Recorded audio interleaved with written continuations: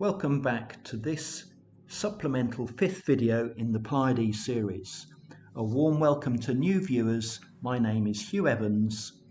I am author of Origin of the Zodiac. My book explores the vast star map covering Gwynedd, northwest Wales, which define the star constellations.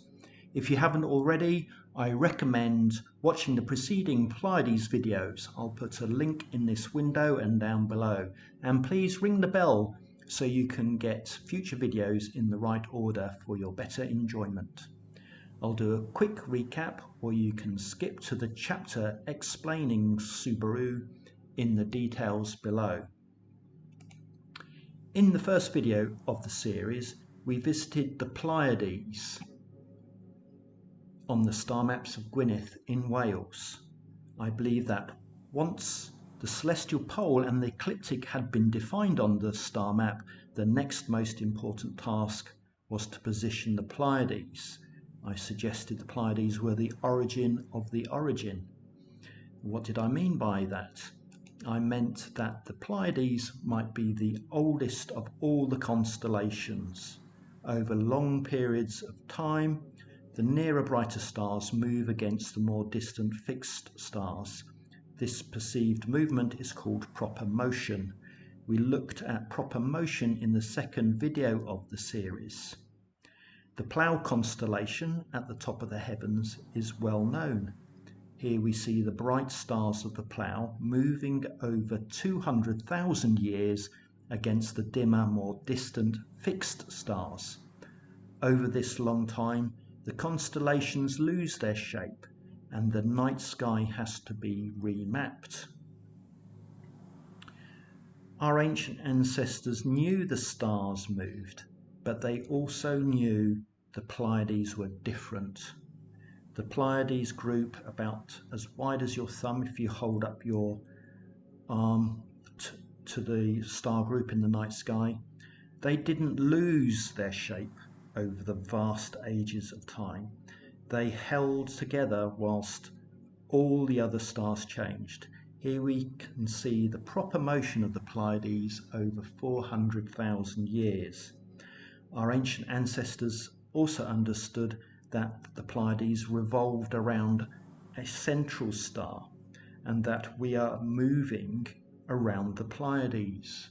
So here you can see this GIF, you can see the group of the Pleiades moving, holding together over 400,000 years, whereas the Plough moved apart and became indistinct. And even this GIF that has been created from digital data from our most recent space telescopes and satellites isn't fully accurate because it doesn't show the revolving of the stars around the center that our ancient ancestors saw and noted. Simply, we just have not been watching the stars for long enough in recent years to be able to have the full understanding that our ancient ancestors had. They must have been watching the Pleiades over a very long period of time. And this is a diagram that maybe give you some idea of how our sun is in a helical relationship with Sirius that generates our precessionary cycle. We are both going around Arcturus and our group is going around the Pleiades, and this gives the sense of the Pleiades moving around us over time. But as the Pleiades is at the center, it remains a tight group, and the whole of this structure is moving around the Milky Way. In the third video, we explored the different cultures' names and myths relating to Pleiades and their common antecedent origin. Whilst researching the star maps of Gwynedd, I realised that the Welsh language has remained unchanged for so long that it may be the living remnant of this antediluvian antecedent civilization that named the stars, the planets, and the constellations. This gives us a marvellous opportunity to apply Welsh and perhaps gain a better understanding of the past where other methods fail or don't exist at all. And here is an image of the Pleiades in close-up. And here we have the two parent stars, Atlas, king of Atlantis, and Pleione, his partner. She gave her name in the Greek mythology to the Pleiades, and these are the 7 sisters, with Alcyone in the middle, the brightest of the 7. Here is a summary of the many myths about the 7 sisters and their common origin explained using the Welsh language. So 7, Saith, is an arrow direction. Seren is also the plural for stars. Sister, chick, is in Welsh is chwer or chwe, and that implies to turn. This is our turning motion around the Pleiades. Brothers are broad, a group, motion. Warriors are milware, a multitude or flock. So this is demonstrating the Welsh as being the common antecedent origin of all of these myths. And in the 4th part of the series, we looked at Alcyone in detail, and this will be important for our understanding of Subaru. So here is how our ancients perceived the Pleiades moving around a central star, Alcyone, in the middle. And that is a recap of the entire structure moving around the Milky Way. So let's look at the origin of the Pleiades in the Japanese culture and the name Subaru. The car manufacturer whose emblem is the Pleiades. Many of you may know of someone who has a Subaru or have had one yourself, as have I. But here in this emblem we can see there are only 6 stars, not 7. There are 2 Japanese Pleiades myths that I know of, one of 7 goddesses and one of 7 warriors. And these are of a similar origin to those that we've just seen before. The 7 sisters myth, that reduces to 6 sisters, tells of 7 goddesses in the night sky, and every evening a fisherman comes to the edge of the ocean, which is a metaphor for the universe, and serenades the sisters, and eventually one of these sisters falls in love with the fisherman and comes down to the mortal world to live a mortal life as the wife of the fisherman, leaving 6 in the night sky. And this is a recollection of the time so long ago that these stars were moving around each other, the 7 stars, and that 2 stars crossed over so that one of the stars seemed to disappear. And this myth was remembered by the peoples of the world and has descended down into Japanese myth as 7 reducing to 6 sisters. And we also have the 7 samurai as a representation of this myth. And in this poster you can see there are 6. So this is the Japanese word for Subaru.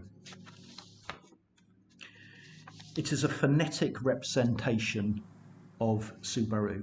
It has no meaning as far as I can make out. It just simply exists or has been inherited without an understanding of the origin.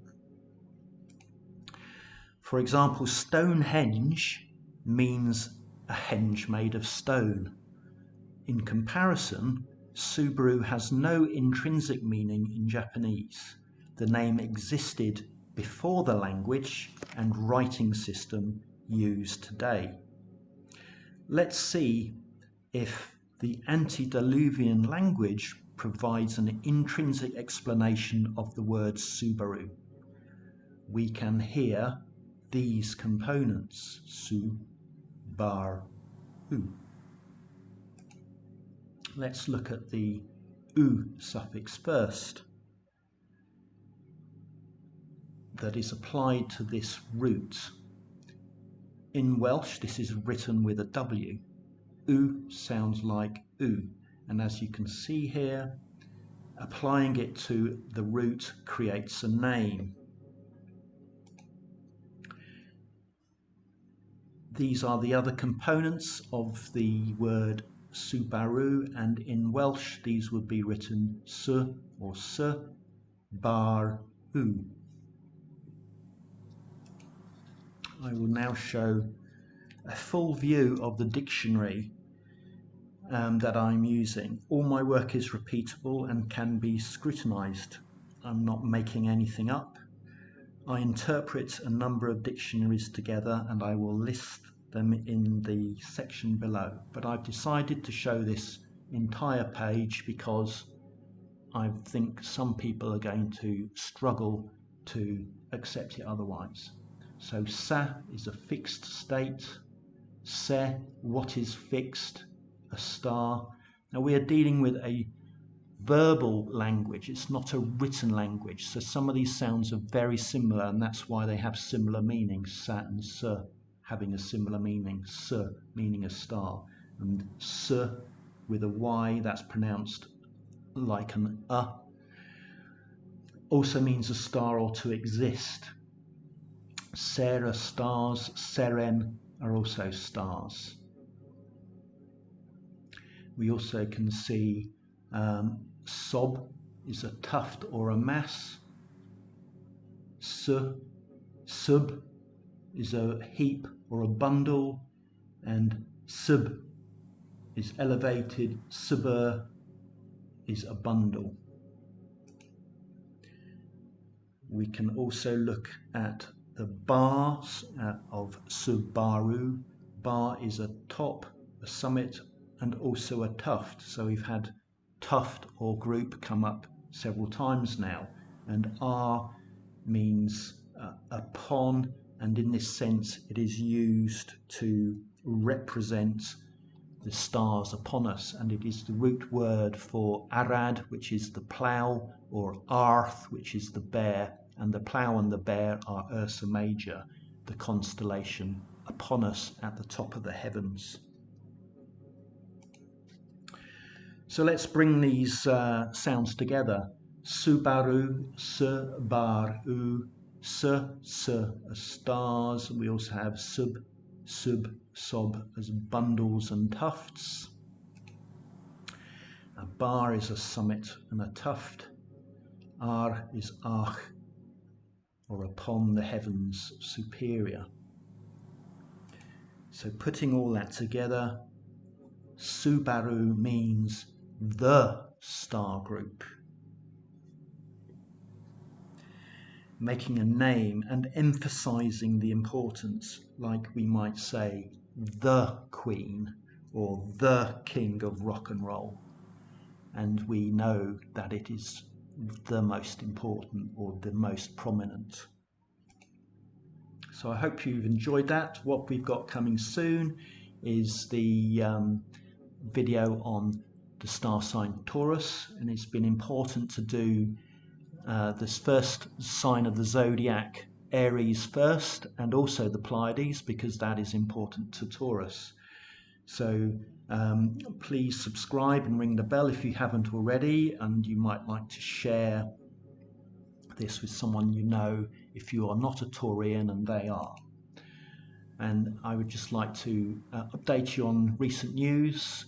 I am now writing the companion book to my first book, Origin of the Zodiac. This companion book is called The Origin of Time. And you might also like to look at some of the other projects that I am releasing on YouTube. We're doing all the planets, subjects in Egypt, and other subjects on Atlantis. So I hope you have enjoyed this video. Good sailing on your course, and thanks for watching.